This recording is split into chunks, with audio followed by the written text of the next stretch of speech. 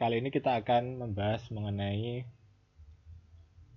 Merriam-Webster Visual Dictionary ya, kamus visual dari Merriam-Webster dengan di covernya itu dengan lebih dari 20.000 definisi gitu ya.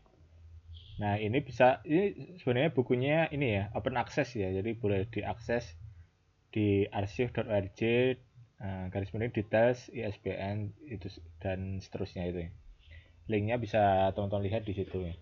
Jadi ini didigitalkan oleh Internet Archive, arsip internet itu ya, salah satu situs untuk berbagi buku-buku yang sudah bisa diakses publik ya, buku, kemudian video dari berbagai pengetahuan, kemudian juga game dan lain sebagainya. Intinya seperti namanya ya, Internet Archive itu adalah situs untuk membagi pengetahuan secara gratis gitu ya. Itu adalah proyek bersama dari berbagai institusi, kemudian sponsorship gitu ya. Ini kalau ini bukunya bisa dibaca teman-teman pada tahun 2017 dengan dana dari Kahle Austin Foundation ya. Itu buku ini bisa diakses secara publik gitu. Jadi kita tidak perlu apa itu namanya membeli bukunya bisa diakses secara online di sini di arsip.org. Kemudian kita lihat ke sebentar daftar isinya ya. Karena ini bukunya adalah scanan yang cukup cukup detail ya. Ini ukurannya 400 mega lebih gitu. Jadi 400 megabyte lebih.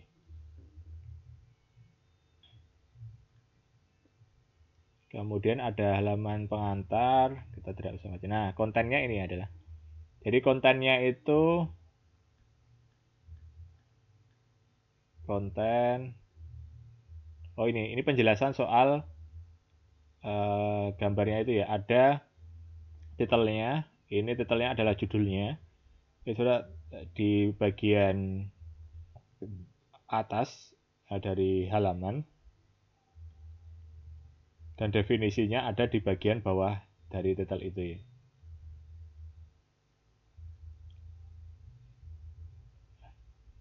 If the title refers to information that continues over several pages after the first page, it is shown in the shaded tone with no definition. Jadi kalau titelnya itu masih digunakan untuk beberapa halaman itu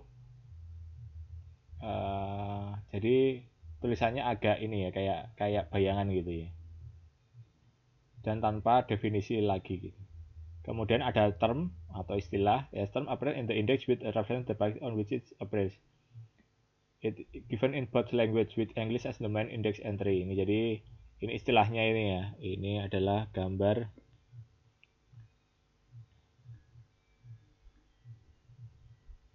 apa ya? Toraks. Ini nama apa itu namanya?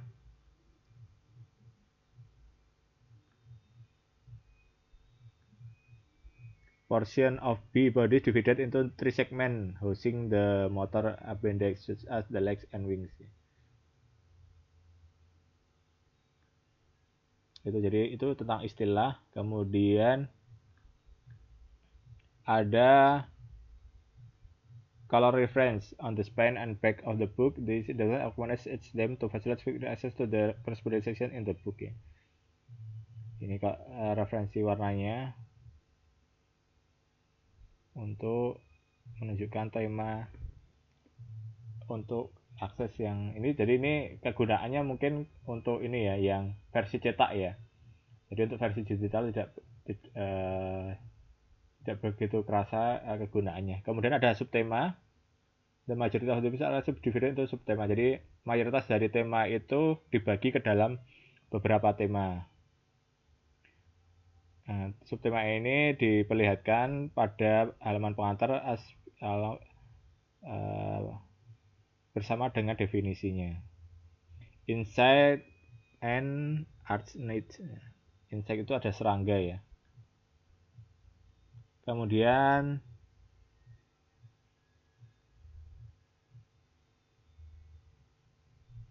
ini temanya.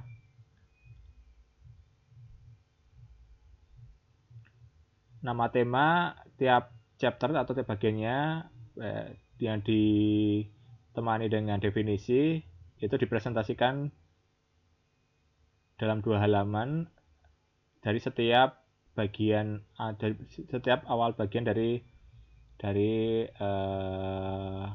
bagiannya, section gitu ya. Hal itu diulangi pada tiap halaman dari bagian itu tanpa menyebutkan definisinya. Kemudian narrow lines itu usually what to the item indicted where too many lines will make reading difficult, they have been replaced by color cards with caption or rare by number. Jadi ini tujuannya garis ini untuk menunjukkan ini ya, penjelasannya. Kalau terlalu banyak nanti diganti dengan kode warna ya. Kemudian juga ada ilustrasinya, tentu saja ini ilustrasinya.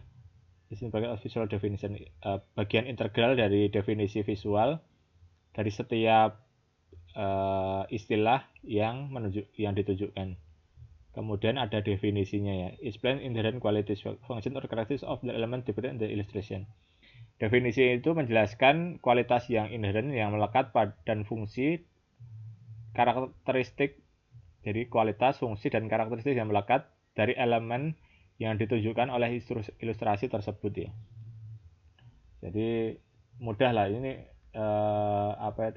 penggunaan kamus visual ini sangat mudah ya. Kemudian ini ada halaman daftar isi atau kontennya. Bisa teman-teman lihat. Itu ada astronomi. Kemudian nanti dibagi ke dalam subbagiannya ya, ada celestial bodies itu jadi ngomongin soal solar system, jadi tata surya, kemudian planet dan satelit, matahari, kemudian bulan, meteorit, komet, bintang, dan galaksi. Jadi benda-benda angkasa itu ya, benda-benda angkasa atau nyebutnya bodies ya, celestial bodies. Kemudian ada astronomical observation, ini sebagai subtema dari astronomi ya. Ada planetarium, konstelasi dari hemisfer bagian selatan ya, dan seterusnya. Kemudian ada astronautik ya, space probe, space suite, international space station, jadi stasiun ruang angkasa internasional ya. Kemudian bisa teman-teman lain, selain itu ada tema yang lain, ada bumi, kemudian di bumi itu ada selanjutnya ada tumbuhan dan binatang, kemudian manusia, makanan, dan dapur. Kemudian kita bisa lihat daftar isi selanjutnya. Jadi ada rumah, kemudian do it yourself and gardening, itu bagaimana berkebun dan seterusnya. Kemudian di sini ada komunikasi dan otomatisasi dari kantor, science, masyarakat. Jadi lengkap sekali ya ini ya, kamusnya bisa dinikmati untuk belajar gitu. Tadi itu ada subtemanya ini chapter yang utamanya ada astronomi, bumi, tumbuh-tumbuhan, binatang, manusia, makanan dan dapur, rumah, do it yourself, lakukan dengan dirimu sendiri. Maksudnya ini petunjuk untuk melakukan semuanya dengan diri sendiri, yaitu berhubungan dengan perkebunan. Kemudian clothing, pakaian, personal accessories dan artikel, aksesoris personal dan artikel. Kemudian seni dan arsitektur, komunikasi dan otomatisasi kantor, transport dan mesin, energi, sains atau ilmu pengetahuan, masyarakat, kemudian olahraga dan permainan ya, olahraga dan game-game gitu. Kita bisa lihat ini astronomi ya, kita bisa lihat bahwa di halaman solar system ini itu ada definisi di bawahnya ya, bagian dari galaksi kita yang dipengaruhi oleh matahari ya, yang di bawah pengaruh matahari, termasuk dalam 9 planet dan dari natural satelit as well asteroid dan komet ya. apa itu namanya, berarti ini sepertinya ini ya, bukunya cukup lawas ya, karena Pluto masih dianggap planet ya, bukan dwarf planet. Kita coba lihat ini tahun berapa sih. Kita lihat bahwa Visual Dictionary ini first printing 2006 ya.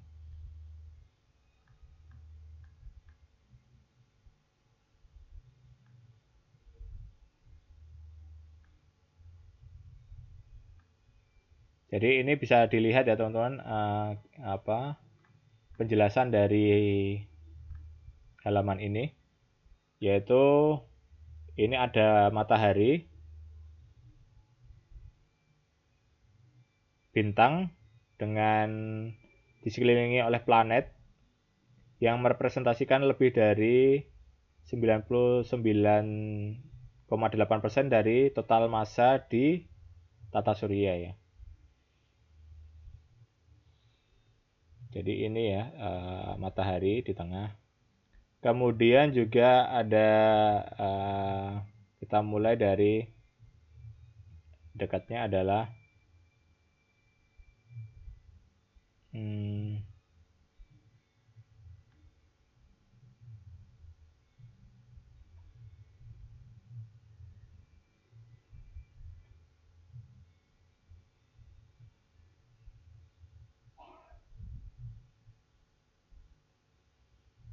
kemudian di sini ada penjelasan 50.000 astronomical units. Berkorelasi about 50.000 kali dari jarak bumi dan matahari.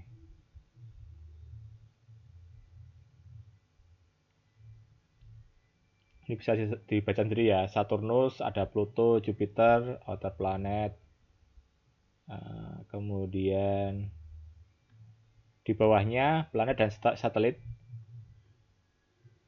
Jadi planet-planet itu mengorbit matahari ya, relatif terhadap matahari. Kemudian satelit itu mengorbit ke planet-planet ya. Mereka merepresentasikan dari kiri ke kanan dari matahari ya. Berdasarkan dengan ukuran relatif mereka gitu. Jadi ini mulai dari Merkurius, kemudian ada Venus, ada bumi, kita tinggal di bumi ini, kemudian ada bulan, Phobos, Deimos. Ini adalah nama dari satelit Mars ya. Satellite of Mars slightly larger than Deimos. Jadi Phobos itu sedikit lebih besar daripada Deimos ya. Phobos ini memiliki elemen large crater nama Sydney ya. Jadi kayak apa, bekas hantaman benda angkasa gitu ya, yang kayak apa itu namanya istilahnya, bekas dari krater itu kayak ini loh, cekungan, lubang di apa, kalau dalam konteks ini di Phobos itu ya, itu dinamai Stickney ini. Kemudian ini ada Jupiter, kita bisa lihat planet kelima dari matahari dan juga terbesar dalam tata surya ya. Jupiter itu 1330 kali lebih besar daripada bumi gitu ya. Jadi bisa dilihat besarnya Jupiter ini sangat besar ya gravitasinya. Kalau kita belajar astronomi seperti itu tuh kayak ini ya, perasaan sangat kecil gitu ya. Bahwa ternyata alam semesta itu sangat luas gitu ya, dan bahkan mengembang gitu ya. Jadi saya mengingat secara random itu kutipan dari salah satu penulis gitu ya. Ada dua kemungkinan di alam semesta, antara kita ada ada makhluk lain, atau kita benar-benar sendirian ya. Maksudnya makhluk lain itu ya secerdas manusia gitu ya. Dua-duanya sama-sama sangat menyeramkan gitu ya. Jadi selanjutnya mungkin kita bisa baca ya. Ini bagian-bagian matahari kita bisa belajar juga dari core atau inti mataharinya, kemudian zona radiasi. Di sini ada convection zone, ada corona, flare, sunspot, granulation, photosphere, vacuole, itu masing-masing ada definisinya, apa maksudnya gitu. Kemudian itu ada, kita bisa belajar juga soal bulan gitu ya. Jadi tiap-tiap planet nanti juga ada bulannya masing-masing. Tadi di Mars ada Phobos dan Deimos ya. Jadi satelit alami kita adalah bulan ini. Kemudian kita bisa di sini bisa melihat bayangannya ya, umbra, penumbra. Ini yang kita pelajari ketika di IPA sejak sekolah dasar sebenarnya. IPA kelas 4, kelas 5 mungkin. Kemudian kita juga bisa belajar soal bintang-bintang gitu. Planetary nebula apa itu. Jadi kemudian ini soal galaksi ya. Kita berada di galaksi Bima Sakti atau Milky Way ya bahasa Inggrisnya. Kalau kita belajar soal galaksi ini itu sangat horor ya, dalam pengertian kita merasa sangat kecil itu ya. Seperti butir pasir di pantai gitu ya. Kalau kita misalkan bahwa bumi itu adalah satu titik untuk permisalan itu ya mungkin kalkulasinya tidak secara matematis saya tidak begitu tahu ya, itu di bagian lain. Tapi kita misalkan bahwa bumi itu sebagai butiran pasir itu, dan bumi itu sendiri adalah alam semestanya, itu sangat luas sekali ya. Itu kan sangat horor. Kita belajar astronomi itu akan menimbulkan rasa rendah hati ya. Nggak sia-sia kalau kita itu berantem konflik yang tidak ada gunanya dalam konteks tertentu ya.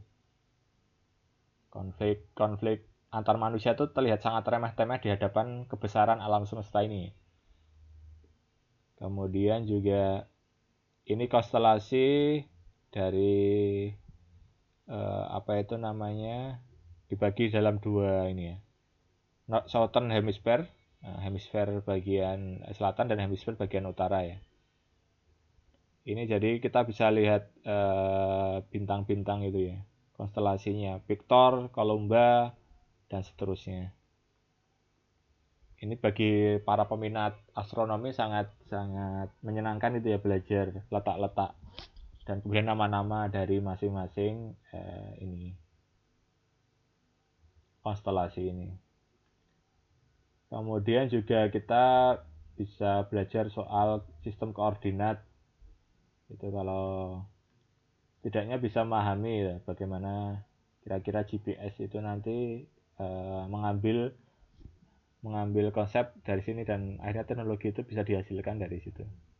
Kemudian juga ada alat untuk mengamati bintang-bintang yang jauh itu ya, teleskop gitu. Ini benda-benda yang buatan manusia ya, yang dipakai untuk mempelajari alam semesta itu ya. Observatory Astronomical itu ya, di Bandung itu. Saya belum pernah ke sana ya, cuma lihat di Serena itu ya.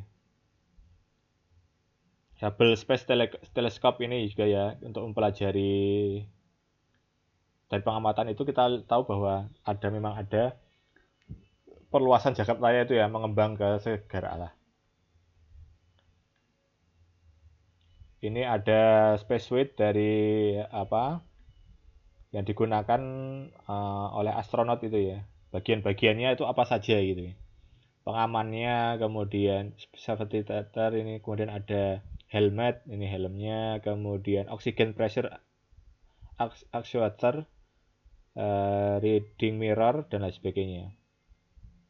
Ini bagi-bagi orang-orang yang adiksi dengan informasi itu sangat melegakan ya, belajar seperti ini. Jadi ini kita bisa lihat bentuk-bentuk dari space launcher itu. Kalau kita bisa tahu bagian-bagian ketika kita menonton SpaceX itu ya, dari Elon Musk itu ya, itu bagiannya apa saja sih yang ada di